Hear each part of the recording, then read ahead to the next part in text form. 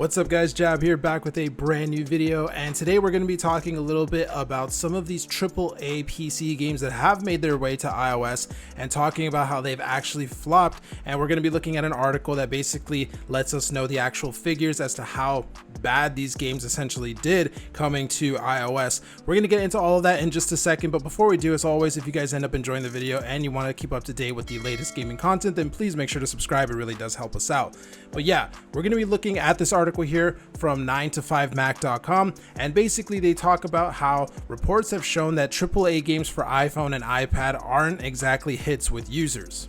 So as we can see in the article, it says since the launch of the iPhone 15 Pro with the A17 Pro, Apple's first chip with hardware accelerated ray tracing, Apple has been trying to convince major game developers to bring their titles to iOS. AAA games like Resident Evil Village and Assassin's Creed Mirage are now available on the App Store, but a new report shows that they are not exactly a hit with iPhone and iPad users.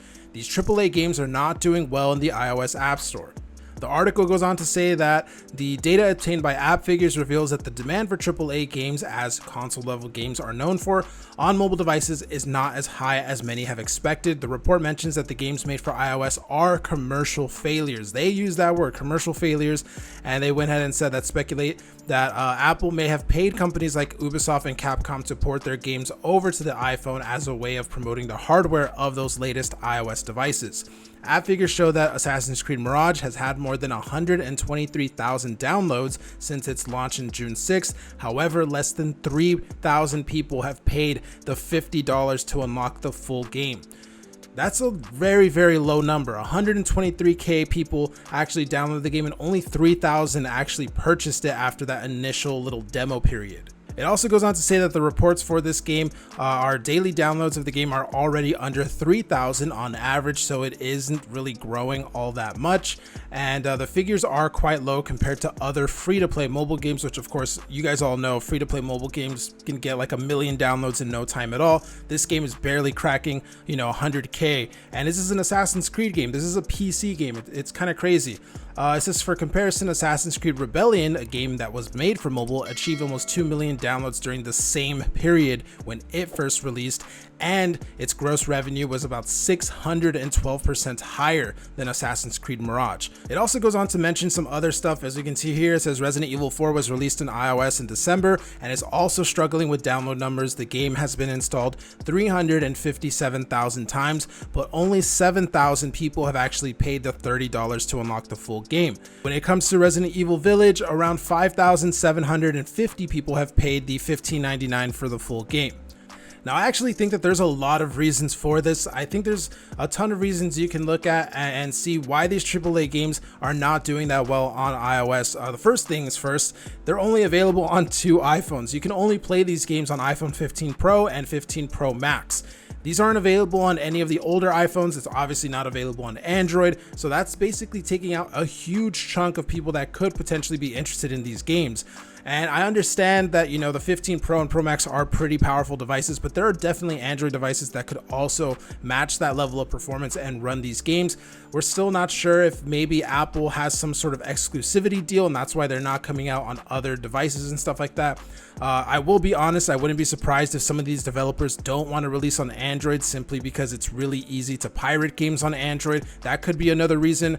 But at the end of the day, the reality of it is that these games are only available on 2 iPhones and like a handful of iPads. I mean, don't get me wrong, there are a lot of iPhone 15 Pro and Pro Max users. As we can see in this article, it says that the iPhone 15 Pro Max has sold about 33 million units, at least at the time of this article. It also states that the iPhone 15 Pro has sold about 21 million units. So there's about 50 million iPhone 15 Pro and Pro Max users. But the fact that these games are selling like 3,000 units, 5,000 units and stuff, it is such a tiny portion of people that have these phones that are actually buying these games. I mean, if we look at a percentage calculator, 3,000, which is the number that Assassin's Creed Mirage sold, 3,000 is only 0.005% of 51 million iPhone 15 Pro and Pro Max users.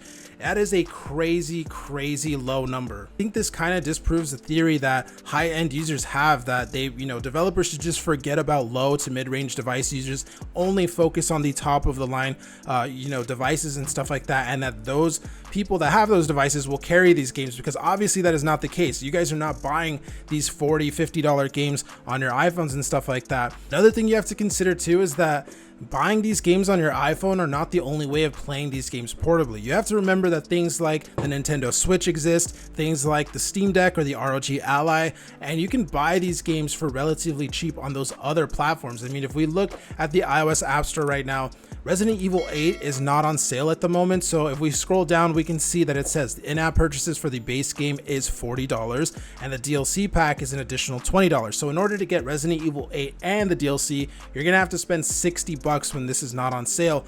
Meanwhile, if we look at the games on sale right now during the Steam sale, as you can see, Resident Evil Village for $16, and then the Gold Edition, which has all the DLC, is only $20. So it's really cheap to get this game on Steam and then get this on a Steam Deck or, you know, your ROG Ally or something like that. And then at the same time too, if you have a Nintendo Switch, you can get the cloud version of Resident Evil 8 for $16 as well. So being able to get these on other portable platforms for cheaper than what it currently is on the App Store is also not going to help the iOS version. As someone who has a Steam Deck, I just don't see a reason why I would ever buy this game on my phone when I can just buy it for cheaper on my Steam Deck, and that has, you know, built-in physical controls. I can easily dock it to a TV and stuff like that, and I will also be able to play that version of the game on my main PC or another handheld or things like that. With this, I basically buy it on my phone and I can only really play it on my phone, and that is kind of a downgrade. I mean, especially when you consider the fact that